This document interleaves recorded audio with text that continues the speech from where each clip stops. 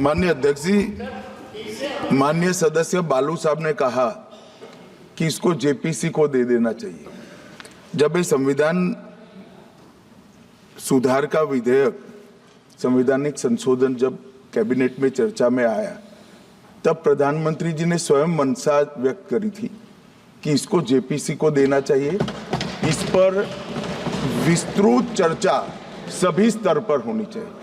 इसलिए मुझे लगता है कि इसमें सदन का ज्यादा समय जाया करे बगैर, अगर मंत्री जी कहते हैं कि इसको जेपीसी को सौंपने के लिए वो तैयार है, तो जेपीसी में सारी चर्चा होगी और जब जेपीसी के रिपोर्ट के आधार पर कैबिनेट इसको पारित करेगी तब भी फिर से चर्चा होनी है।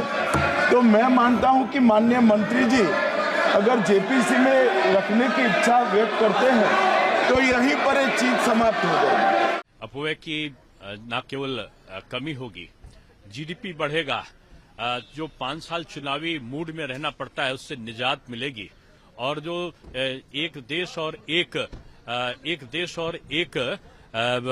जो लोकसभा और राज्य के जो चुनाव होंगे तो मुद्दे अलग अलग नहीं हो सकते कि एक राज्य में एक मुद्दा बना के पॉलिटिकल पार्टी बोलता है और जम्मू कश्मीर जाता है तो दूसरी भाषा बोलने लगता है। उनको राष्ट्रीय मंतव्यों पर एक रूपता लानी होगी और एक तरीके के चुनावी चंदे पर भी अंकुश लगेगा और जो 5 साल चुनावी मूड में पॉलिटिकल पार्टी रहते हैं और विकास की यात्रा अवरुद्ध हो जाती है, उस विकास की यात्रा को अविरल यात्रा बनाने में भी मदद मिलेगी। अब जिसको संविधान की काकागाह नहीं पता हो, जिसने हमेशा संविधान की धज्जियां उड़ाई हो, तार किया हो संविधान की मूल भावना को, संविधान की मूल भावना क्या है?